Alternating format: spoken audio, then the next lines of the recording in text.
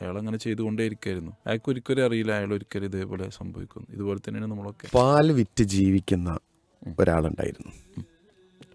അദ്ദേഹം പാൽ അങ്ങാടിയിൽ കൊണ്ടുപോയിട്ട് വിൽക്കും. പക്ഷെ പാൽ കൊണ്ടുപോകുന്ന സമയം ഒരു പുഴ കടന്നിട്ട് വേണം അദ്ദേഹത്തിന് പാൽ കൊണ്ടുപോകാൻ. പാലുമായി പോകുന്ന ഓരോ ദിവസം കടന്നു പോകുമ്പോഴും ഈ പാലിൻ്റെ വലിയ പാത്രത്തിലേക്ക് പുഴയിൽ നിന്ന് വെള്ളം ചേർക്കും. അങ്ങനെ വെള്ളം ചേർത്ത് ഓരോ ദിവസവും ഇത് പതിവായി പോകുന്ന വഴിയിൽ നിന്ന് അയക്ക് എത്രയാണോ അതിൻ്റെ അളവിനനുസരിച്ച് അയാൾ വിചാരിക്കുന്ന രൂപത്തിലുള്ള വെള്ളം ചേർത്ത് അയാൾ പോകും. എന്നിട്ട് അങ്ങാടിയിൽ കൊണ്ടുപോയി പാലൊക്കെ വിറ്റ് അയാൾ തിരിച്ചു വരും. വർഷങ്ങൾ ആ പണി അദ്ദേഹം ചെയ്തു. അദ്ദേഹത്തിന് ഒരുപാട് പൈസ കിട്ടി. ആ പണം സ്വരുക്കൂട്ടി വെച്ചു.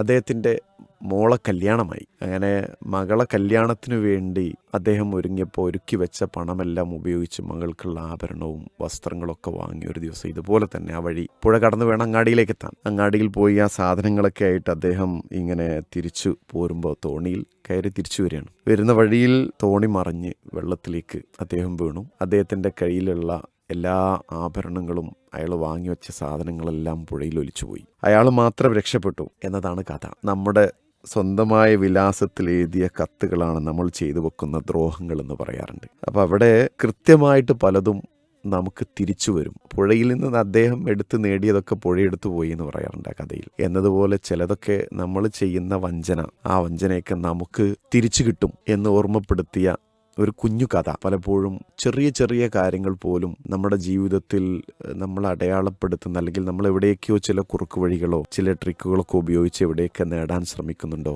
ഈ നേടിയതൊക്കെ കുറേ കഴിഞ്ഞ് പൂർണ്ണമായിട്ടും നമ്മിൽ നിന്ന് വേറൊരു മാർഗത്തിലൂടെ തിരിച്ചു പോകുമെന്നുള്ളൊരു ധാരണ അല്ലെങ്കിൽ ഒരു ചിന്ത നമുക്കുണ്ടായിരിക്കണം. ആരും കാണുന്നില്ല എന്ന് കരുതിയിട്ടൊക്കെ നമ്മൾ ചില കാര്യങ്ങൾ ചെയ്യും. അപ്പോഴൊന്നും ശരിക്കും അതിൻ്റെ ഒരു പ്രശ്നം കാണൂല. പക്ഷെ പിന്നീട് എപ്പോഴെങ്കിലായിരിക്കും വരിക. തിന്മയിലൊക്കെ അറിയാതെ പെട്ടുപോകുന്ന ആളുകൾ ഞാൻ തിന്മയാണ് ചെയ്യുന്നത് എന്ന് പോലും അറിയാതെ അങ്ങനെ ചെയ്തുകൊണ്ടേയിരിക്കും. പാലിൽ വെള്ളം ഒഴിച്ച ആള്, നമ്മളെപ്പോഴും പാലിൽ വെള്ളം ഒഴിക്കരുത് കേട്ടോന്ന്. പക്ഷെ പാലിൽ പോലും വെള്ളം ഒഴിച്ച ആ മനുഷ്യൻ അയാളങ്ങനെ ചെയ്തുകൊണ്ടേയിരിക്കായിരുന്നു. അയാൾക്ക് ഒരിക്കലും അറിയില്ല അയാൾ ഒരിക്കലും ഇതേപോലെ സംഭവിക്കുന്നു. ഇതുപോലെ തന്നെയാണ് നമ്മളൊക്കെ.